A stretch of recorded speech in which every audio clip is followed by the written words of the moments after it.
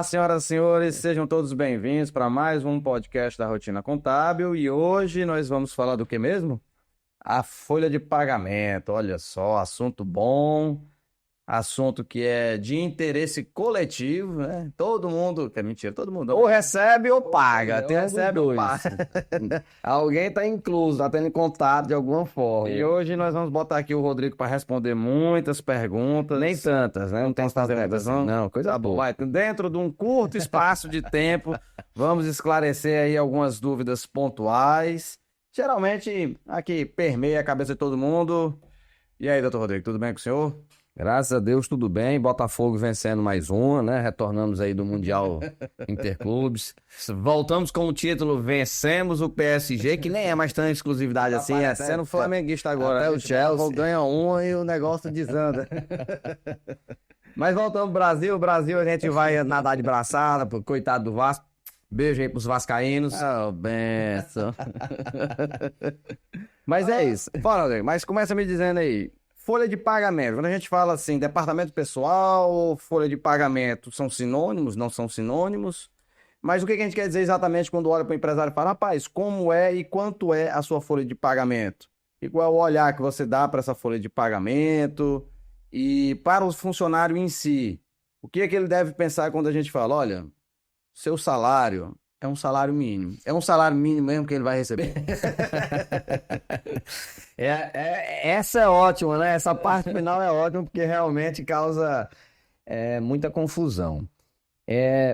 Trazendo até para o nosso contexto contábil, porque hoje meio que ramificou. Então, assim, até para a gente desmistificar. Quando a gente fala em folha de pagamento, a palavra final define bem isso, pagamento. Então, nós estamos nos referindo à parte dos números, à parte de você efetivamente receber ou efetuar algum pagamento para algum serviço que tenha sido prestado. Por que eu tento separar isso? Porque hoje existe aquele conceito mais amplo, hoje não, né? Há muito tempo existe o conceito mais amplo, que é o departamento pessoal, incluso o RH.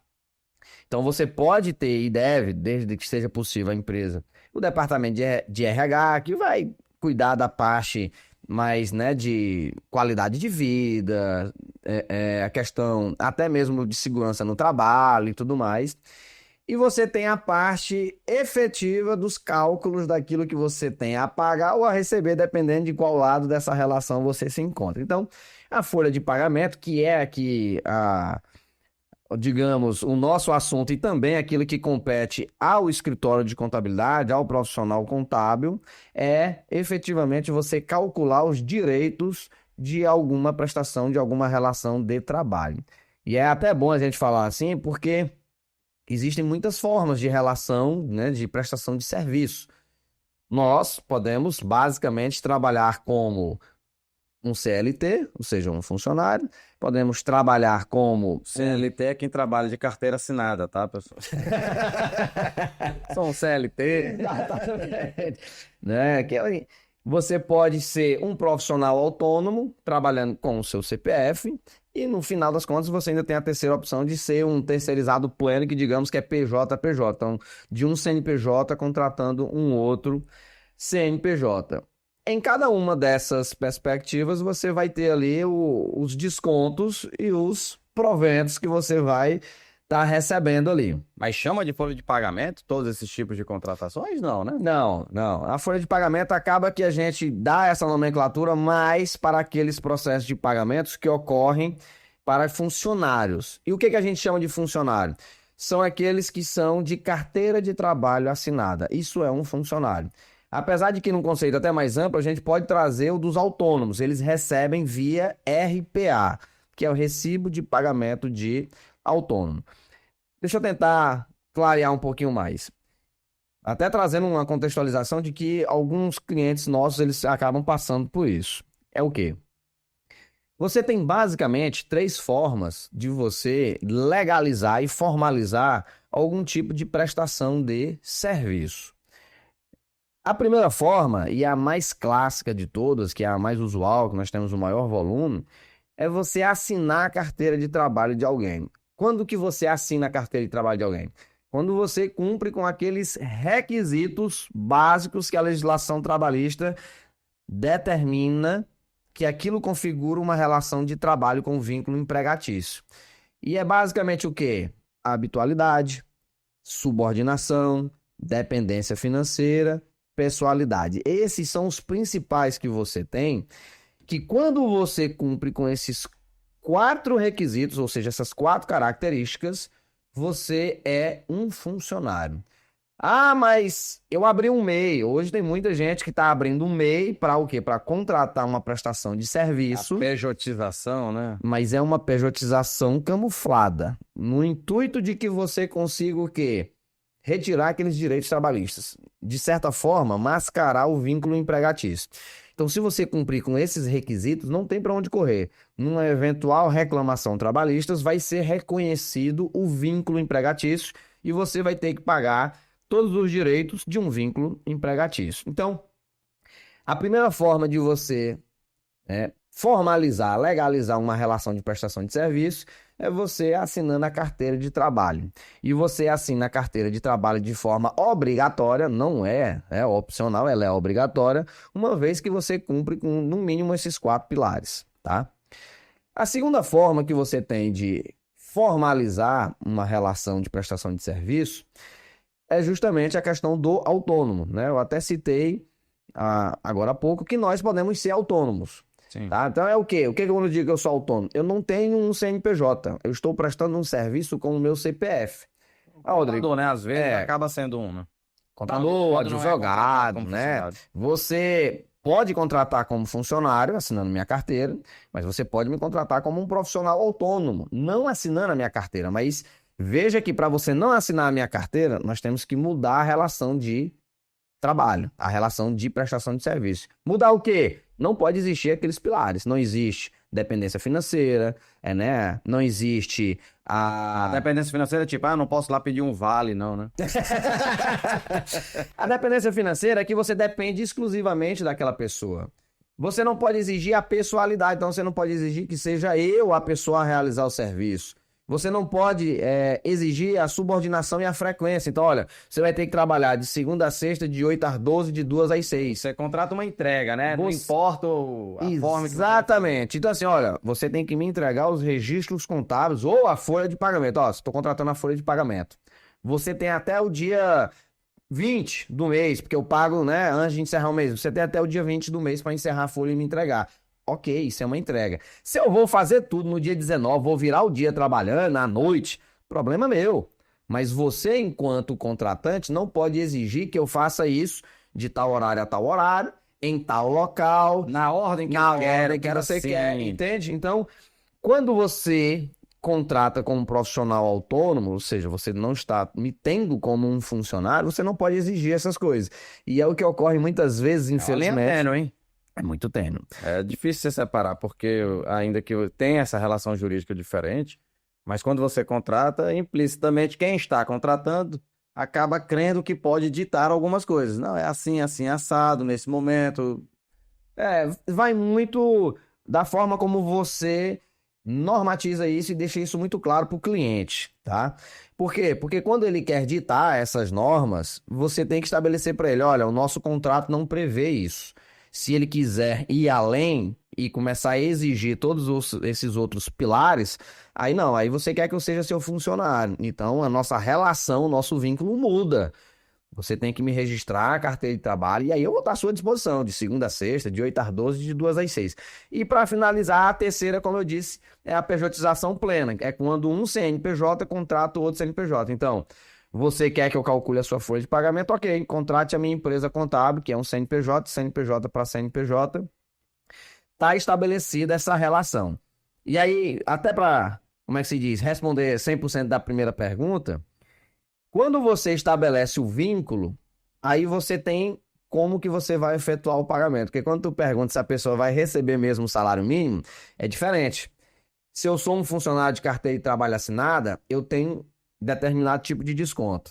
Se eu sou um profissional autônomo, eu tenho outro tipo de desconto. E se eu sou uma PJ, ou seja, você me contratando como pessoa jurídica, eu já tenho também outros tipos de descontos. Então, para não ficar em cima do muro, não, você não recebe esse valor, né, 100%. Por mais que no PJ você receba integralmente o valor, mas você vai ter que pagar o imposto no momento seguinte. Nos dois primeiros, né? Tanto na carteira de trabalho como no recibo de pagamento autônomo, tem descontos que a gente pode citar aqui, digamos assim, os Os principais. principais, né, que vão ocorrendo. Mas é basicamente isso. E é até bem interessante essa pergunta, porque quando é que foi muito permitido e acabou ficando muito aberto? Se a gente for ampliar e a gente for retroceder, foi naquela lei da terceirização. Antigamente, era proibido que você terceirizasse a atividade fim. O que é atividade fim?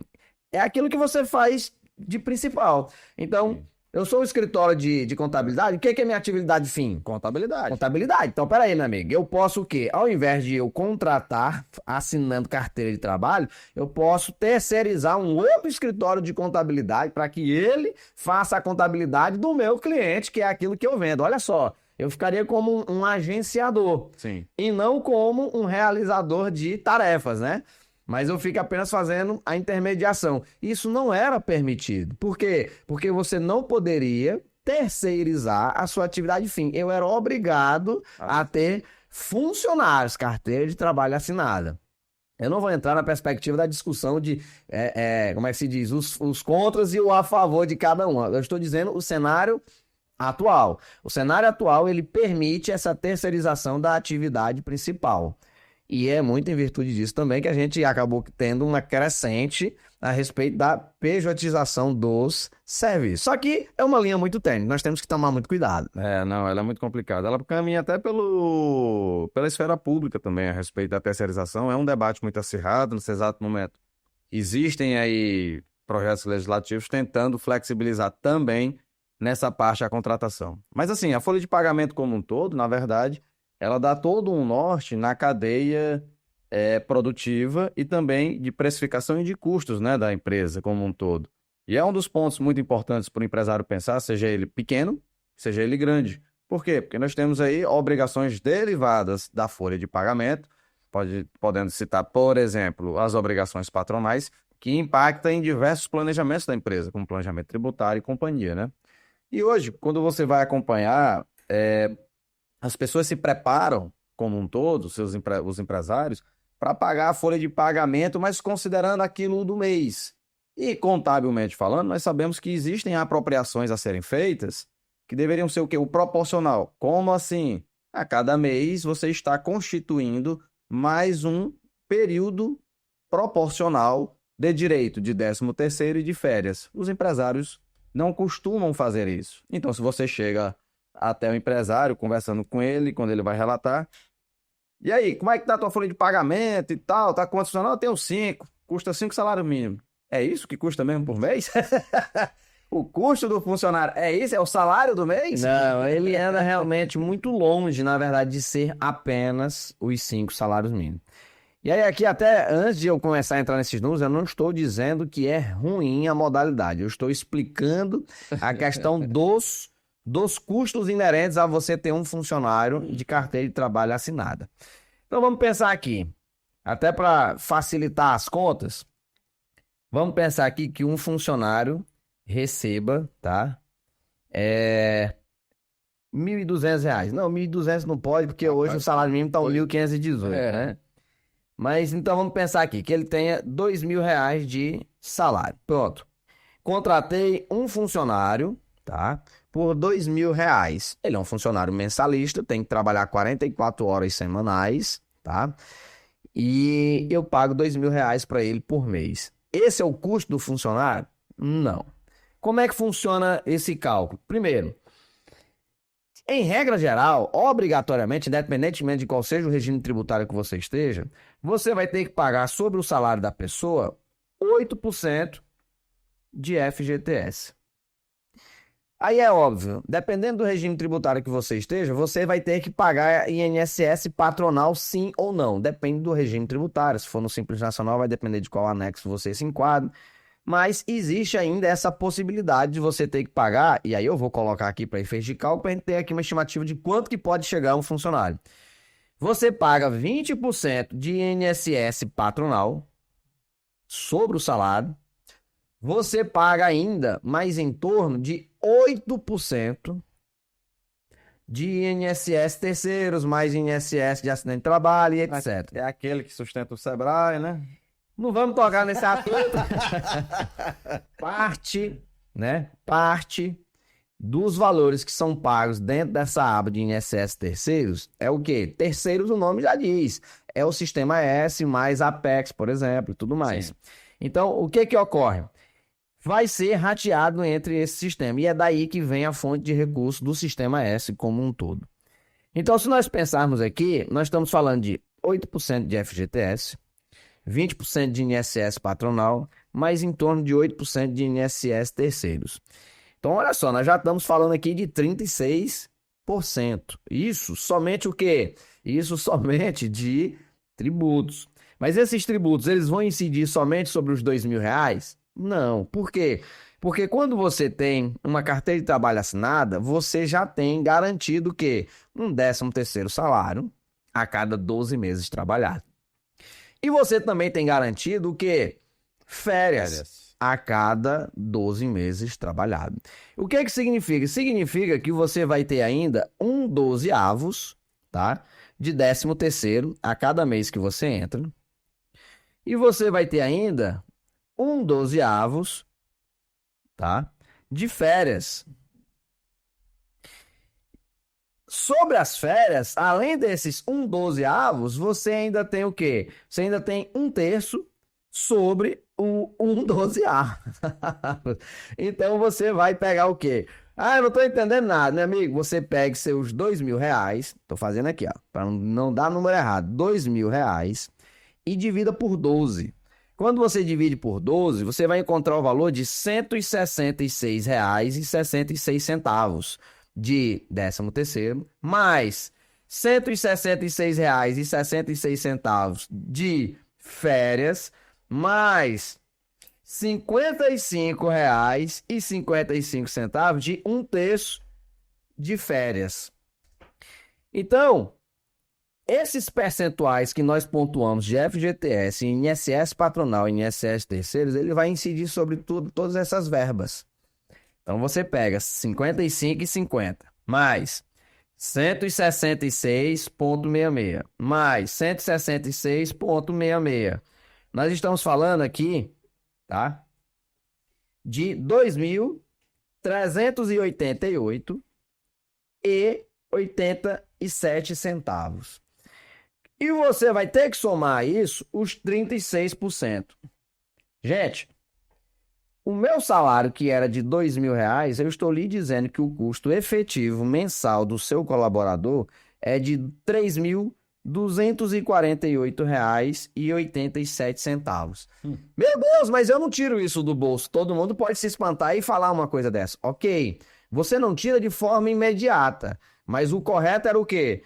Você vai pegar os R$ 2.000 e entregar para o seu colaborador, entre aspas, porque ainda tem um desconto do INSS, mas quem está pagando é o colaborador. Então, você está dando R$ 2.000 para o seu colaborador. E esses R$ 1.248,87, você deveria guardá-lo. Guardá-lo parte dele. Por quê?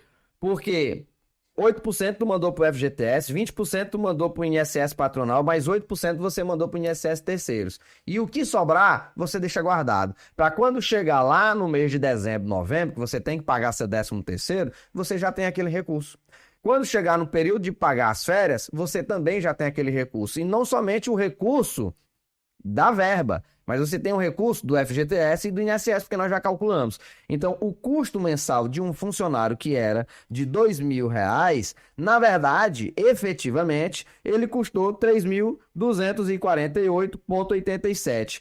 Isso quer dizer, gente, que na verdade o custo é de basicamente 1,62. É isso que eu estava analisando aqui. Então, é basicamente um pouco mais de um salário e meio. Isso. Aliás, de um funcionário e meio. Exatamente. Então, na verdade, o custo dele é 62% a mais do que aquele valor que você assina a carteira de trabalho dele. E olha que aqui, gente, eu estou falando de uma remuneração básica. Eu não falei se ele tinha uma hora extra, eu não falei se ele tinha um adicional noturno, eu não falei se ele tinha uma insalubridade, uma periculosidade. N fatores que fazem com que eleve essa remuneração. E detalhe, como eu disse, o nosso ponto aqui é folha de pagamento. Mas por trás disso, você ainda tem uma série de outros custos que você tem que ter com aquele funcionário. Você tem que fazer o atestado de saúde ocupacional, isso quando ele entra. Você tem que fazer o exame periódico a cada 1 ano, para ver se ele permanece em condições de continuar trabalhando. Você tem toda a questão de segurança no trabalho, dependendo de qual seja. Você tem EPI. Aí entra a parte do RH com capacitações, cursos, treinamentos, qualidade de vida, etc. Então, existe um universo por trás de quando a gente fala do custo de um colaborador. Num exemplo bem simples e enxuto, nós chegamos aqui à conclusão de que um funcionário ele tem, em média, um custo de 1,6 vezes o valor que ele efetivamente recebe. Então, se você contrata por 1.000, saiba que, na verdade, você vai pagar 1.600. Se você contrata por 2, você vai pagar por 3 e alguma coisa. E assim vai indo. O custo real dele, né, por mês, é muito maior do que aquele que você tem ali. Só o que fica na cabeça do empresário, a cada 2 meses ele pagou 3. Aí ele vai enxergando isso ao longo do tempo. O custo é basicamente esse. E aí, quando a gente fala, novamente, eu não entro na perspectiva de se é ruim ou se é bom. Eu estou dizendo como os prós e os contras, né? Como o jogo está acontecendo. Até porque eu vivencio ambos os lados. Eu tenho carteira de trabalho assinada e, ao mesmo tempo, assino carteira de trabalho de alguns colaboradores. Então, assim, eu tenho, né, literalmente... São os dois lados. Observado, né? E experiência de causa, né, digamos assim, do lado do funcionário, do lado do empregador, inclusive do terceirizado. É assim, então, todos esses que eu acabei citando, eu tenho a oportunidade de vivenciá-los, né, em cada um deles. Ei, e aí, considerando onde tu trabalha, também não dá nem pra apoiar a bandeira de acabar, né? Vamos baratear. Não, mas é porque quando a gente fala, por exemplo, aqui, ó, esses do INSS terceiros, empresas do Simples Nacional não pagam, né? Em regra, não pagam. E quem são as empresas do Simples Nacional? Micro e pequena empresa. Então, são, por sinal, os que são atendidos. É uma maioria, né? É uma importante forma, né, de você o quê? De você fazer uma redistribuição de renda via empresa. O que isso quer dizer? As empresas que, na maioria dos casos, né, as empresas que vão pagar esse tipo de INSS são empresas de médio e pequeno porte, ou que estejam, né, tributadas pelo presumido lucro real. O que já se pressupõe um faturamento maior, né? Quem está com faturamento menor, no Simples Nacional, em 99% dos casos, vai ser muito mais vantajoso. Então, você está no Simples, você não pagaria. Então, quem tem um faturamento maior é o que contribui com essa iniciativa do INSS terceiros, né? Sebrae, Sesc, Senat, essa galera toda. E o que isso faz? Isso é revertido para micro e pequena empresa. Então, chega um pequeno empresário, eu quero construir, né? Eu quero aqui fazer o arquitetônico. Quero fazer o projeto arquitetônico aqui da minha loja de roupas, para ficar num exemplo mais fácil. Se você chega no arquiteto, o arquiteto vai te cobrar, sei lá, R$1.000 pelo projeto. Se você chega... Rapaz, aí você maltratou o arquiteto. É bom deixar claro, senão daqui a pouco os arquitetos estão negativos. Um exemplo. Se você chega para fazer esse mesmo projeto, mas via Sistema S, você vai ter a questão do subsídio, que só é possível porque tem esse recurso vindo da média e grande empresa, na maioria dos casos, para o quê? Para auxiliar a micro e pequena empresa. Então, é um mecanismo de redistribuição de renda, onde você tira daquele que tem mais para ajudar aquele que tem menos. A crescer, sair e passar a ajudar. E entrar nesse círculo, né, digamos assim. Mas o cenário dos custos, ele é real quando a gente fala no quesito funcionário. O que levanta muitos debates, né? Óbvio. Que tem a questão de você dizer que é uma legislação muito protecionista, que traz muitos encargos e dificulta essa relação de emprego, né, de empregado e empregador, são muitos direitos, por vezes, etc. Não. Tá bom, mas sendo honesto... Dificulta ou não? Protege demais ou... Aí o Paulo vai até beber. Tem uma cerveja, hein? E aí, protege demais, dificulta demais ou dá na medida? Porque também pode ser que esteja na medida, né? Eu acredito que, na verdade, Será que o juiz vai me processar eu falar um negócio desse? Depende, cuidado.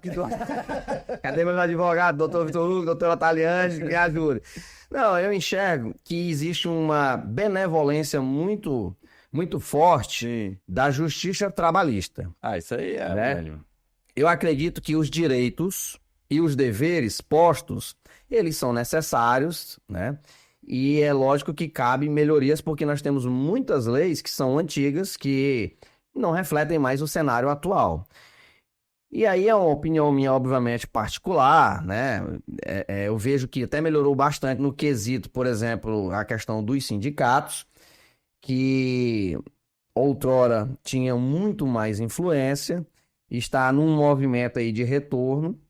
Eu entendo que a coletividade ela é importante, mas em muitos momentos eu enxergo que ela não foi benéfica no âmbito do empresário, né? Que dificultou muito a vida do empresário, estabelecendo coisas que onerava demais, praticamente criando um sistema ali paternalista para com o funcionário. E novamente, eu vivencio os dois lados da moeda. Tá? E eu, que faço até parte do sindicato. Eu vivencio os dois lados da moeda. Eu sei que tem campo de melhoria em ambos os lados, né? E a justiça hoje é o que eu enxergo que faz com que dificulte muito. Vou dar um exemplo. Hoje, um dos grandes gargalos que nós temos para a questão de assinar a carteira de trabalho é o benefício social. O que ocorre? O funcionário, na maioria dos casos, né? Você tem funcionários, pessoas que estão ali recebendo algum tipo de benefício do governo. E pessoas que estão recebendo benefício do governo não querem abrir mão desse benefício. Você fala, por exemplo, de seguro-desemprego, Bolsa Família... Todos eles. Seguro-desemprego, Bolsa Família, né? Já vai ter aquele lá que é para os estudantes, né? Que ali como é que é o nome? Me fugiu o nome dele aqui agora... Mas é uma espécie de auxílio para o rapaz poder estudar, BPC, aposentadoria. Rodrigo, mas quem está aposentado por invalidez não é para trabalhar. Mas tem gente trabalhando, né? E está recebendo o benefício. Então, onde é que eu quero chegar? Chega, e isso, incontáveis casos. Gente, é assim, muitos, né? Muitos mesmo. Isso eu, inclusive, vivencio, né? Diretamente essa situação. Chega para você se candidatando a trabalhar, mas diz, olha, eu não posso assinar a carteira. Mas não pode assinar a carteira por quê? Se você é meu funcionário, eu tenho que assinar a sua carteira, eu preciso. Eu tenho 5 dias para assinar a sua carteira, me dê essa carteira. É quase uma briga. E a sua ilegalidade vai me fazer cometer... Exatamente, mas é quase uma briga. E o que ocorre? Ele se nega. Ele diz que, não, eu não posso assinar a carteira porque eu estou recebendo parcela do seguro-desemprego, ou porque eu estou recebendo um Bolsa Família, ou eu estou recebendo algum tipo de benefício do INSS, e se eu assinar minha carteira, eu vou perder o benefício. E aí, ok, você entra naquela iniciativa de que eu preciso da mão de obra, eu vou ajudar o cara, então eu vou deixar ele entrar aqui sem a carteira de trabalho assinada. O cara trabalha, tenha o seu ciclo natural dentro da empresa e vai sair. O que ele faz? Ele te bota na justiça. Ele vai te reclamar judicialmente que o quê? Que ele quer período sem carteira. A carteira de trabalho dele assinada, que é todos os direitos trabalhistas dele reconhecidos e retroativos lá desde o primeiro dia. E aí o advogado tá lá para ganhar o pão dele, mete multa, mete indenização, mete dano moral, tá assim, processos... Tá na lei, né? Vai fazer o quê? Faraônicos. Mas onde é que tá, a meu ver... né, a dificuldade de você conseguir enxergar um cenário dele. Não, mas espera aí, meu amigo. O cara não estava recebendo benefício?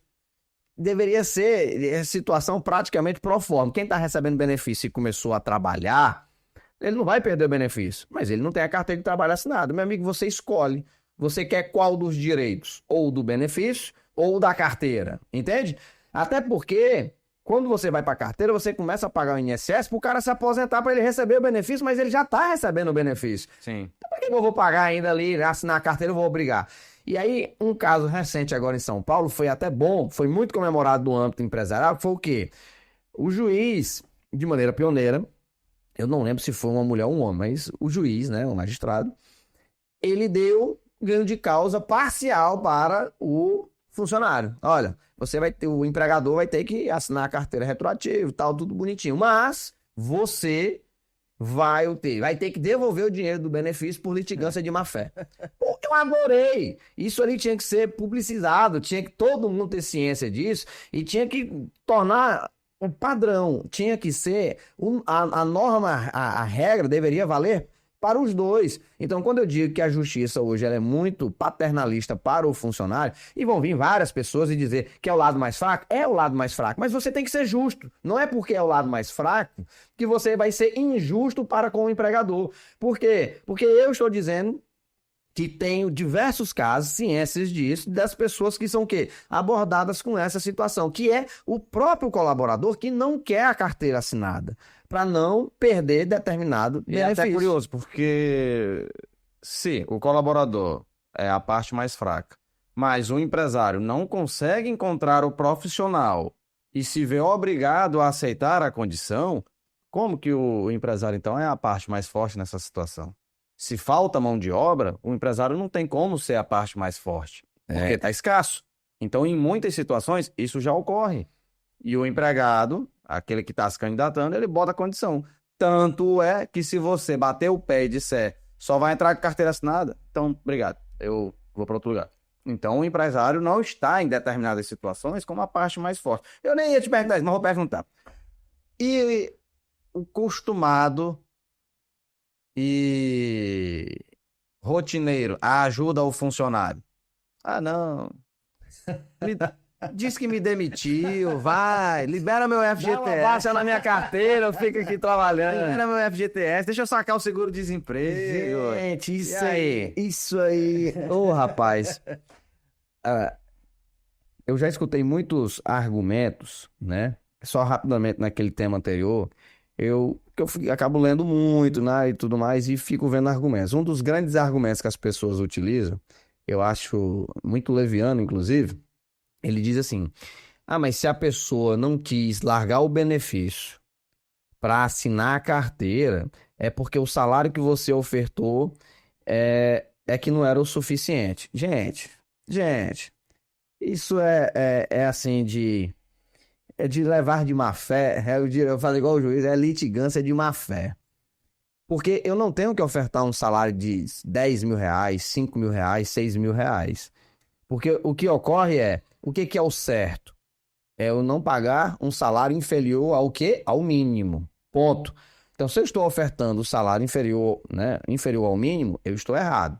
Mas se eu ofertar um salário a partir do mínimo, eu não estou errado. Quem está errado é a pessoa que quer trabalhar acumulando um benefício que não deveria ter direito, uma vez que começasse a trabalhar, tá? E aí, eu realmente espero que todos que nos assistam tenham essa consciência, né? Vai ser apedrejado. Eu sei que vou.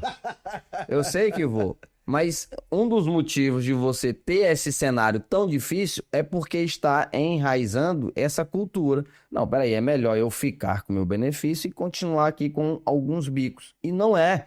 Isso não é bom. Nem para aquela pessoa. Para o Estado como um todo, Pois é, nem para a pessoa que está fazendo isso, porque ela não está tendo os direitos dela assegurados, e nem para o Estado, que você não faz com que a roda da economia gire, tá? Mas eu não vou me aprofundar muito mais nisso, porque nessa altura do campeonato já deve ter uns 300 comentários aí criticando. Mas vamos lá. Com relação a você dar ajudas para o colaborador. Gente, pelo amor de Deus. Dizendo se é realmente uma ajuda quando você faz isso. O que ocorre? Empresa, gente, não tem coração, empresa tem CNPJ. Eu sei que essa frase parece ser muito dura, mas ela é a realidade. E quando eu digo com isso, não é que você não tem que ter sensibilidade. Nossa, que insensível, tô com um problema familiar, etc. Não, não é isso. O que eu estou dizendo é, faça o que a lei manda. Por quê? Porque quando você faz algo que a lei não te ampara, você tem tudo para se arrepender lá na frente. Vou contar aqui exemplos já de clientes, né? Casos reais. O cliente chega e fala, olha, eu sou um médico, vendo procedimentos e tal, e vou dar aqui uma comissão para ajudar e também para motivar o funcionário. Eu não, tranquilo, comissão, quantos por cento? Ah, vai ser 2% e tal, sobre o faturamento, beleza, a gente vai colocar dentro do contra-cheque, vai pagar FGTS, tudo normal, vai integrar a remuneração. O que o funcionário fala? Não faz isso, porque senão vai vir descontado. Aí eu não vou receber 100%. Aí, né, o empregador, na boa vontade, vai lá e não, beleza, vou deixar fora. Outros casos que acaba tendo o mesmo resultado. Vai só trocar, né? Comissão, Ó, não, eu vou te dar aqui uma ajuda de custo aqui todo mês. Dá esse nome de ajuda de custo, mas não é uma ajuda de custo, é um dinheiro a mais, né? Ou um vale alimentação. É uma gratificação, Vou te dar aqui uma gratificação aqui de R$ 300 por mês, mas não entra no contra-cheque. Gente, você não está ajudando a si mesmo. Você pode até estar ajudando o colaborador, mas a si mesmo você não está. E se Porque coloca um risco terrível. quando né? você faz isso, e eu costumo sempre dizer, né, de certa forma, para os nossos clientes, que assim, na hora de entrar e na hora de fazer os acordos, todo mundo aceita tudo. Tá tudo às mil maravilhas. Mas na hora de sair, cada um vai buscar aquilo que é seu por direito. Brecha por brecha. Ele não esquece uma vírgula.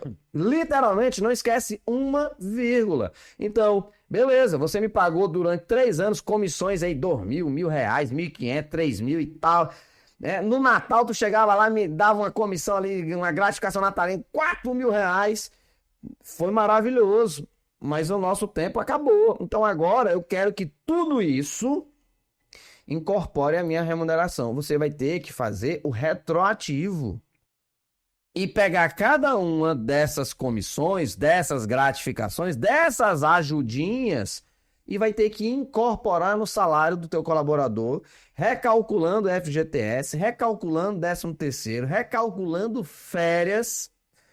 E ainda vai ter que pagar o dano moral e a multa que o advogado dele vai colocar. E os honorários. Então, assim, ainda vai pedir pra tu pagar os honorários dele por aquilo ali. Então, o que tu fez na boa vontade pra ajudar, você vai ser uma arma contra né? você mesmo. Você vai ser penalizado com uma bola de neve imensa. Então, não, eu não sou a favor. Não, eu não recomendo. E sim, eu sempre recrimino. Agora, você quer ajudar seu colaborador? Ótimo, coloque na folha. Eu não sou contra você ajudar o colaborador, pelo contrário, o colaborador tem que estar feliz, ele tem que crescer, ele tem que se desenvolver, mas faça isso dentro da legalidade. Um curso de gestão financeira fazendo a explicação. Ó, vamos lá. Chega pro teu funcionário e fala o seguinte, ó, eu vou te dar um aumento de R$ 100. Aí tu faz uma outra proposta para ele. No final do ano, quando tu bater todas as metas, eu vou te dar uma gratificação de R$ 2.000, uma tacada só. Qual que ele vai querer? R$ 100 por mês, ele não vai nem sentir na diferença do contra-cheque dele, nesse aumento. Mas ele recebe contra-cheque, quando incidir todos os encargos, porque você vai 50 para você vai ter desconto de INSS, né? Imposto de renda. No dia que ele faltar, desconto ainda mais, imposto de renda, etc. Então, o impacto para ele é muito menor, inclusive psicologicamente. Financeiramente é menor, né? 100 vezes 12, nós estamos falando de 1.200. R$ 2.000 de uma só vez, além do valor ser maior, você recebe de uma só vez e vira praticamente um 14º pro cara. Então, olha só, se você dá um aumento de R$ 100, você entra naquela nossa continha, FGTS, INSS, 13º, férias, etc. Então, não é só R$ 100. Não. É muito mais. E detalhe, é uma coisa que não tem volta. É 162 e algumas coisas aí. vou dizer. Agora, se você chega e dá R$ 2.000 para ele, uma única vez no ano, isso é uma gratificação que não vai incorporar a remuneração do seu funcionário. Então aqui não tem férias, não tem 13º, não tem nada, porque tu pagou uma vez. Aí sim é uma ajuda de custo, é uma gratificação. Por quê? Porque você pagou uma única vez. Quando você faz na conta, gente, e detalhe, você faz isso uma vez, pro cara aceitar é muito mais fácil, porque, pô, tô ganhando 2.000 ao invés de 1.200. Mas se ele fizesse conta, não, esses 1.200 aqui, pega 1.200 e faz vezes 1,6, mais a projeção do que tu vai ter lá na frente. Vai dar muito mais do que uns 2.000. Então, pro funcionário a longo prazo, era melhor que ele tivesse um aumento. E pior pro empregador em termos financeiros. Mas para efeitos psicológicos imediatos, o cara pensa, espera aí, meu amigo, eu tenho 2.000 na mão, agora, limpo. Garantido. É garantido. E pro empregador é melhor, porque ele não tem nem a obrigatoriedade de manter, porque ele pagou e não precisa mais pagar novamente, não é uma coisa obrigatória, e não tem nenhum tipo de incidência. Quer ver uma outra forma? Vale alimentação. Mas não vai pagar o vale alimentação no dinheiro. Pega o dinheiro e bota na mão. Bota o dinheiro, né? Pega o dinheiro, porque incorpora, vira também remuneração em si de verba. Você pega o quê? Você faz o cartão, o ticket, né? Se credencia lá no sistema de programa de alimentação do trabalhador, pede o seu cartãozinho e acabou, meu amigo. Pode dar R$ 1.000, R$ 2.000. E detalhe, tu ainda pode tirar, eventualmente, se você tiver numa crise. Salário aumentado, você não reduz. Benefício concedido, você retira no momento de crise e dificuldade. Então, são estratégias que para que você tenha uma relação de ganha-ganha. Eu não estou dizendo aqui, meu Deus do céu, tá tudo contra... Eu já disse, eu estou dos dois lados. Por mim, todo mundo tem que ficar feliz. Mas o que eu estou mostrando é que existe estratégia, tá? Para o quê? Para que o colaborador esteja bem e o empregador esteja respaldado e bem também. Então, ele consegue melhorar a vida do seu funcionário sem que ele esteja criando uma possível bola de neve, um problema gigantesco para ele lá na frente. E é esse o princípio. E aí você consegue ter fluxo de caixa, você consegue reduzir custos, você consegue reduzir uma série de burocracias, desde que você tenha a estratégia para tratar, né, nessa questão da folha de pagamento. E nesse caso, então você está indicando os benefícios, né? Que é uma tendência, inclusive, quando você vê em grandes empresas, eles não usam o salário como o principal fator, mas usam o salário atrelados a excelentes benefícios que lhe dão as seguranças e estabilidade que o funcionário está atrás. Porque, no final das contas, a remuneração, o intuito dela, né? Um dos intuitos dela é justamente dar aquela segurança e o conforto para o colaborador. Que o benefício pode fazer de forma indireta, às vezes até direta. Quando você tem plano de saúde, alimentação, porque aí já está garantindo a subsistência do colaborador e o dinheiro fica livre para usar em outras coisas. E, ao mesmo tempo, a empresa, nesse caso, fica com a maior liberdade gerencial e, principalmente, diminui muito os seus encargos trabalhistas, né? Mas, ouvi dizer que nós estamos caminhando muito tempo. Já sinalizaram ali que o tempo está estourado. Tá me faltando. Tá me faltando ainda. Imagine pensando agora como um colaborador, tá? Ou mesmo empresário que queira dar uma conferida. Como é que é aí um checklist mental fácil para alguém que pega o seu contra-cheque, para ele imaginar se está correto ou não. O que ele precisa ali observar? Ó, dados mínimos. Do mesmo jeito quando vai para a rescisão. Eu me lembro quando eu ia conversar com o pessoal, eles falavam, rapaz, a rescisão tem um beabá básico. O pior é que tem. Você olha ali alguns critérios específicos, já está meio caminho andado, a rescisão está certa. Quais são esses aí para ajudar o pessoal que vai acompanhando? Minhas folhas aqui já estão rabiscadas. Rascunho no rascunho. É porque eu consigo, eu gosto de ir falando e riscando, que vai fazendo um mapa mental. Mas quando a gente fala, por exemplo, com relação, né, ao contra-cheque, né, que é o do mês. Os direitos principais, pessoal, é que um funcionário mensalista, o valor mínimo que ele pode receber é de R$ 1.518, porque esse é o piso nacional. Alguns estados, eles estabelecem um piso estadual. Então, por exemplo, o estado de São Paulo tem um salário diferente, que é superior ao salário mínimo, assim como alguns outros estados.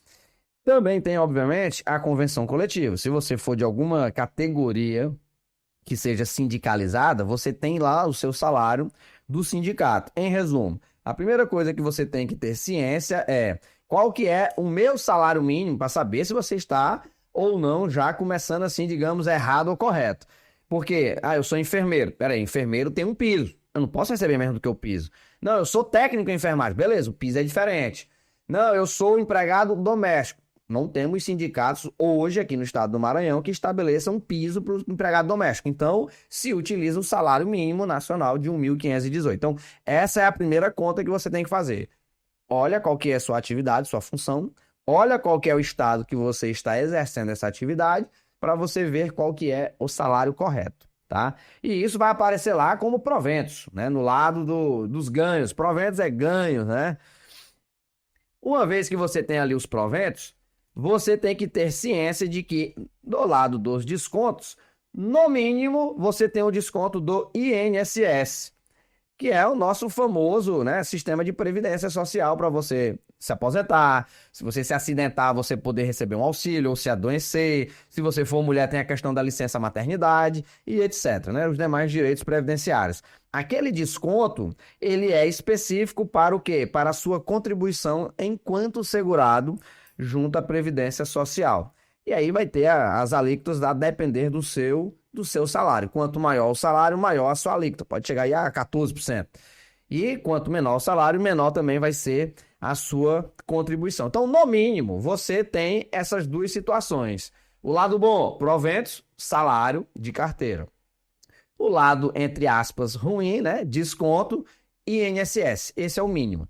Aí, fora isso, é óbvio que você tem outras situações que são variáveis. Se você trabalhar mais do que a sua jornada normal, você tem hora extra. Se você trabalhar depois das 10 horas da noite, você tem adicional noturno. Se você trabalhar em algum local que seja perigoso, você tem periculosidade. Ah, Aldo, como é que eu vou saber isso? Gente, é impossível a gente dizer, mas existem alguns documentos, tá? Como, por exemplo, o LTCAT, ele vai dizer se você tem direito à insalubridade ou periculosidade, que um é para locais que são, digamos assim, com prejudiciais à sua saúde. Isso é insalubre, né? Mexe com produto químico. Isso é insalubre, gente, pelo amor de Deus. Ficar cheirando aquele negócio ali, proximidade com produtos tóxicos, faz com que você esteja num ambiente insalubre. E aí você ganha um adicional por isso. Você está trabalhando em perto de inflamável, posto de gasolina, né? Periculosidade, meu amigo. É perigoso aquele negócio, é inflamável. Qualquer coisa pega fogo. Então você também tem um adicional por isso. Então existem, né, muitos benefícios e direitos trabalhistas a depender de como você esteja naquela sua relação de trabalho. E ainda, na aba dos descontos, você tem as faltas não justificadas. O que é falta não justificada, gente? Na legislação trabalhista, você tem faltas que ela é abonada. Então, você casou, você tem um atestado médico porque você foi ao médico. Em resumo, tem as faltas que você justifica e aí ela não é descontada, dentro dos limites e critérios estabelecidos na legislação. E aquelas que não foram justificadas, essas são descontadas, né? O empregador tem o direito de descontar, então você vai lá e desconta.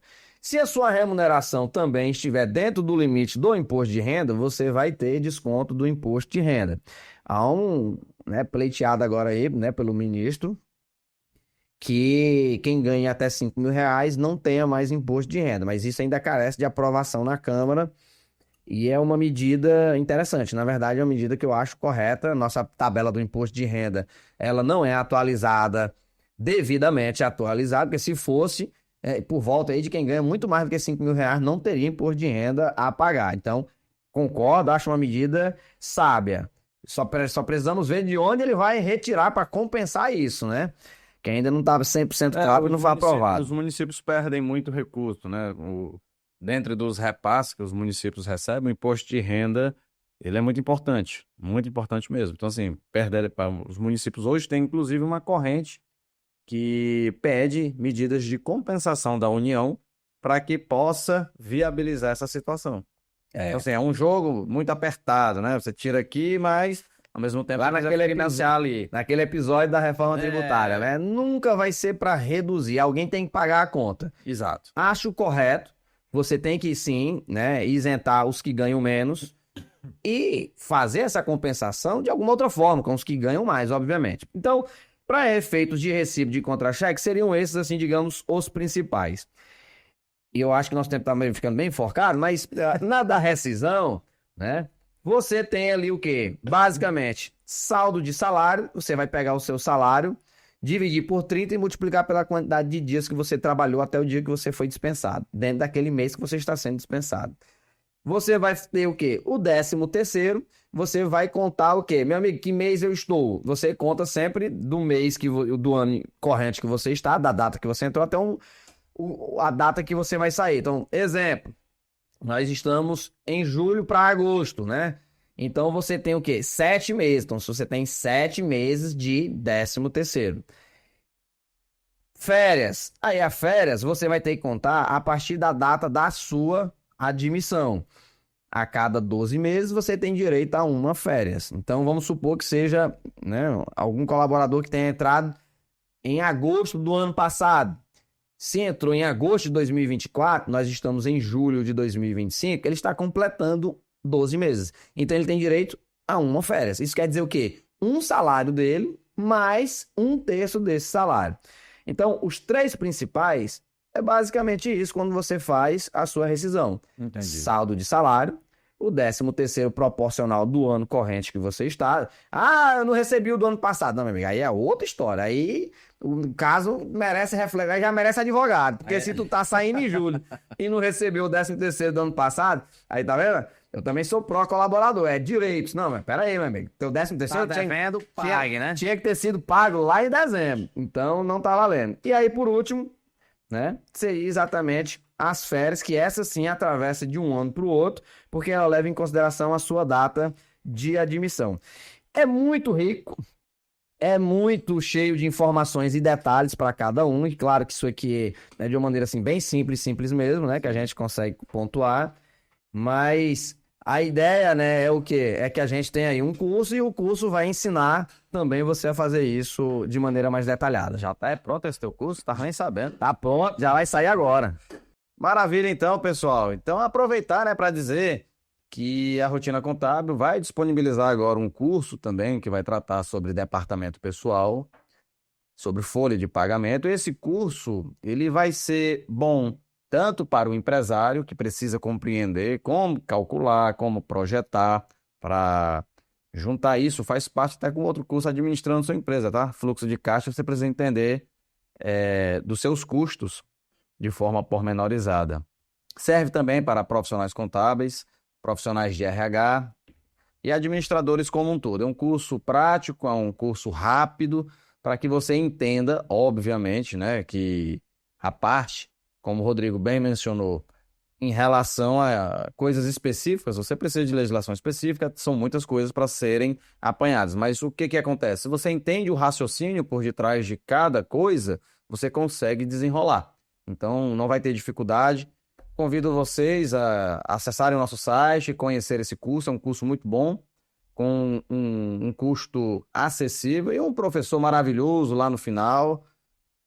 São mais de uma pessoa ministrando, mas a cereja do bolo é essa criatura bonitona aqui na minha frente, meu irmão, meu ídolo, seu Rodrigo. Então, eu agradeço pela presença de todos aqui hoje que assistiram aos cursos. Continue seguindo o nosso canal, vai ter mais conteúdo nesse sentido e em outros também, na área empresarial, área contábil, viu? Aguardo vocês no próximo episódio. Rodrigo, toma de conta. É um tema sempre muito delicado quando você está falando, né, de direitos, você está envolvendo ali, obviamente, a vida de muitas pessoas. A ideia nossa aqui era contextualizar minimamente e rapidamente os principais pontos. É claro que existem N situações aqui que é impossível de a gente abordar aqui nesses 40 minutos. Você tem aí empregado registrado pelo MEI, você tem empregado doméstico, você tem jornada parcial, você tem horista, você tem assim uma infinidade de situações que não tem como a gente abordar aqui. Mas o curso, a ideia é que você tenha o conhecimento prático de como você conseguir calcular os seus direitos, para você que é, né, um funcionário, e também para aquele que é um empregador, saber quais são os direitos, os deveres, como que você chega ali naquele número real, até porque, como o Rafael bem mencionou, é um custo importante dentro da empresa, tá? Então, vão lá, pessoal, participe do curso, obrigado pela presença e até os nossos próximos episódios. Tchau, tchau. Valeu.